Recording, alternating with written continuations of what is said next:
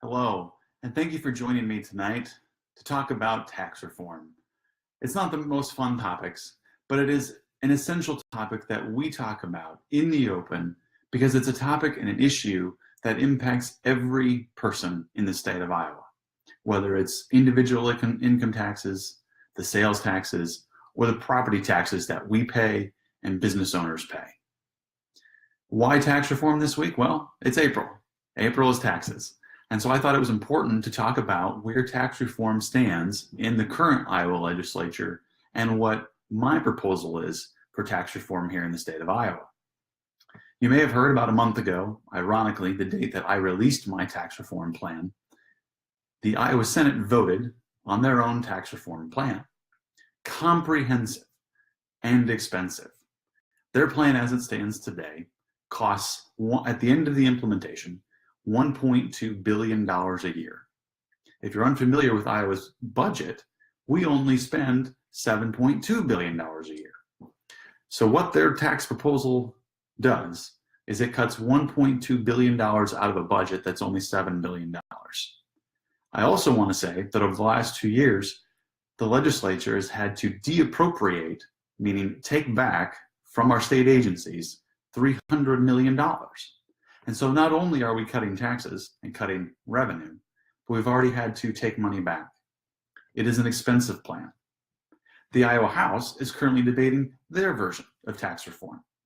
As it currently stands, we do not have an estimate of the cost, but other people have done estimates, and they are projecting that over the course of 6 years, the House version would cost $1.7 billion total. A less expensive approach, but their tax reform only touches on individual taxes. So two different approaches, but one thing has been the same about both bills. They were both written behind closed doors.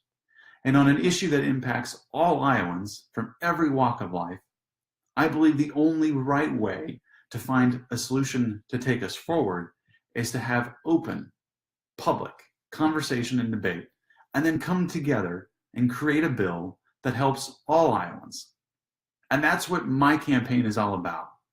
Finding policies and finding solutions to our greatest challenges that fund an Iowa future that we can all believe in.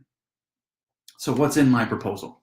I'm not going to go line by line. You can find it on my website, which I'll tell you about at the end. But I just want to hit on some couple key points that I think are important and will help drive our state forward. First, individual income taxes. The state of Iowa is one of a few states that allows what we call federal deductibility. So what that means is you pay federal taxes, and when you file your state return, you're able to deduct what you owe the state of Iowa. You deduct what you pay to the federal government. It's a complicated mathematical equation, and it makes it hard for the state of Iowa to estimate the level of income taxes that they're going to receive. Why? Well, because the federal government can change their tax rates at any time, like they did at the end of last year. So our tax rate looks high from the outside, but because we have federal deductibility, it's not actually that high. So what's my proposal to fix that problem? Well, first you eliminate federal deductibility, and then you reduce all income tax rates by 20%. And that seems like a lot, but at the end of the day, when you combine those two, it's revenue neutral. The other thing that we absolutely need to do is research, investigate, and reform our corporate tax credit programs. Why? They're expensive. It's a good investment sometimes, but we have to make sure that the investment our tax dollars are making on any corporate tax credit is getting the right return on that investment. My proposal calls for a reduction of those tax credits at 20% right away. Why? Because we need to make sure that we are spending the money in the right place to get the right return. Then we place a cap on what those total tax credits can be to corporations, and each year that cap can increase by the rate of inflation minus 1%. That allows us to be strategic and debate where we really want to invest our dollars, and then to ensure that we're getting the return on those investments. Sales tax. Sales tax is something we all deal with, and it's a part of government. It's a part of funding our state and local governments. Here in House District 19, we just passed, and a lot of our cities in the district just passed, the local option sales tax, which funds education, which funds infrastructure, which in a lot of communities funded a reduction in property taxes. We have all decided that that's an investment that we are willing to make and a cost that we are willing to bear. The problem in the state of Iowa, and in a lot of states across the country, is as our economies moved from goods production into service production, we didn't change how we tax. I'm not going to go line by line in our tax code, but we don't tax a lot of services. We tax a lot of goods. So we haven't modernized our tax system to the way we're spending our money today. And secondly, online shopping. We've all not paid the sales tax with online shopping. And this is a state issue and a federal issue, but the state of Iowa can solve the problem in one bill and require any e-commerce done in the state of Iowa to process sales tax. Finally, property tax reform.